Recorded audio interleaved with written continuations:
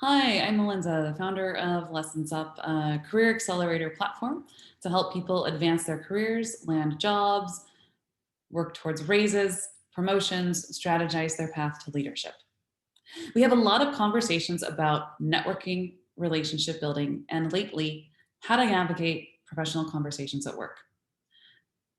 I'm going to share my screen and talk through some tools for navigating professional conversations. And I like to say that this is not designed to address difficult conversations with regards to harassment, discrimination, or toxic work environments. However, what we're talking about today is normally a community discussion and facilitates a lot of conversations, a lot of new tools that all of us use at work come forth. And it turns out that a lot of people in toxic work environments have something to say or share, and that something in this conversation is useful for them. So if you find something useful in this conversation, join us for our next community chat about navigating difficult conversations to share your story and help us develop more tools. On that note, types of conversations that can be difficult. Anytime there's a feedback or performance conversation, yes, this lends itself to potentially being a difficult conversation.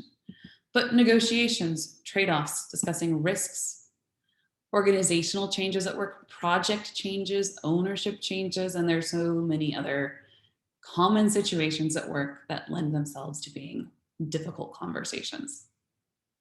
So, why would a conversation be difficult?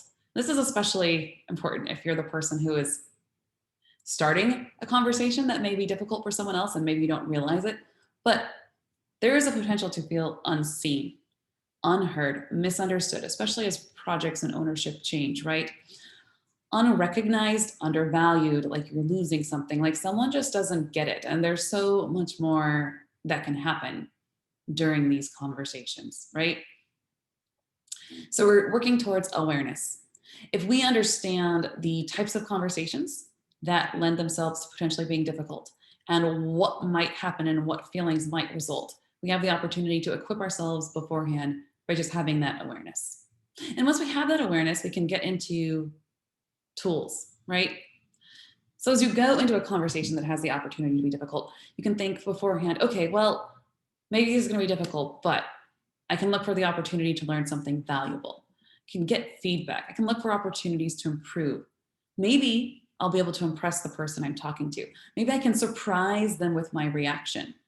Or maybe I can create a new opportunity. And if it's really not going well, maybe it's assessing whether a work relationship is or isn't the best fit for you.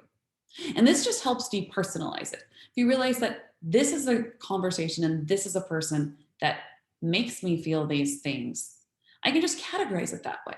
Depersonalize it. Okay, conversations with this person make me feel X. I'm going to put it over here. And then if that happens, remember to pursue the positive relationships around you and find ways to work around the negative relationships and manage them as best as you can. What you want to do is start treating conversations in a professional environment as valuable input that you are receiving that you can use to move forward. Every conversation is valuable input. You can also start to look at professional conversations from a role-based point of view. This helps depersonalize it again. No matter how personal it feels, you can categorize it as a professional relationship based on specific roles, right? Consider the role you play, consider the role the other person plays. Maybe there's a hierarchy between you two. And if there's no hierarchy, maybe it's your stake in the game. Maybe it's what does this person care about at work? What do I care about? Why does a working relationship exist between us? To what means? What purpose do we serve each other at work?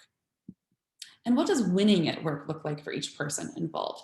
And when you get to that idea of what does winning look like, you can start to think through how to get on this person's good side, how to throw out things that they want to hear, how to verbalize what winning looks like to them, and frame your conversations in the frame set of goals that matter to them, right? So, what does the outcome look like if we can both win? How can we shape the outcome to minimize both of our losses? You can also adopt a solutions-based framework. Remember that you are trying to move something forward. And what does that look like? Focus the conversation on concrete actions you can take to make things better right now, today. So, conversation tools. Do more listening than talking. You will learn a lot, and this is especially important if things are escalating. If you notice that things are escalating, getting difficult, slow down and listen. Equalize the power dynamic. Don't flatter, don't placate. You can do this by referring to objective data. You can remove it from my project, my stuff, you versus me. You can speak to things in third parties. This could be data, results, market research, goals, deadlines, etc. You can also just establish common ground, whether or not I think it exists. I know how much we both care about X. Let's explore. Use that language to establish common ground, right? For solutions or positive outcomes, let's talk about how we can accomplish this big thing that you care about. What impact are we trying to make by doing this? What can we do next time to make this better? I'll be thinking about ways to make this better. If the other party is escalating, you can change the tone and pace of the conversation by saying, well, what would you do in this situation? How can we do this differently? Have you encountered this before? And you can always table it, right? So here's some verbiage to table a conversation that equalizes the power dynamic, does not talk down to anyone, but does not put you in a place of feeling like a less than, right? So I'd like to take some time to think about X and follow up with you date time via blank blank.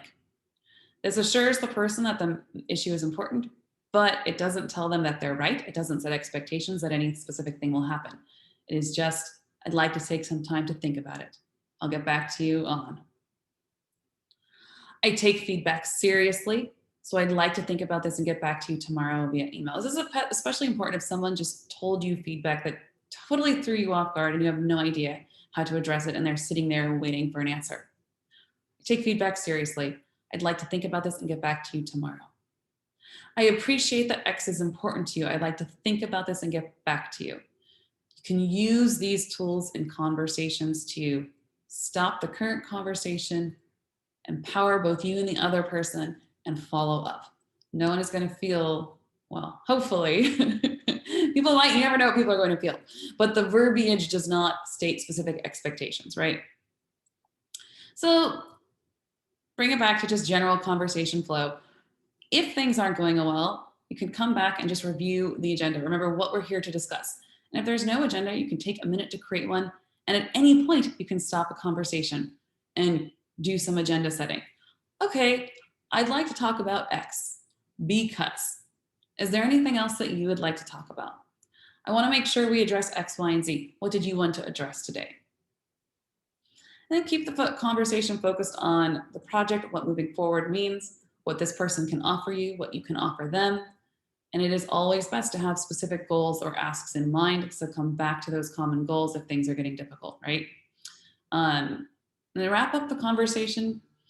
If it's not time to table it, but it is time to wrap it up and you're not sure what to do, you can review action items. Okay, so we're gonna do X, Y, and Z, who's owning it, figure out, I'll send notes or you'll send notes. And one way to wrap up a conversation is to specifically say, is there anything else you'd like to touch on as we wrap up? So these are tools that you can keep with you to navigate conversations at work.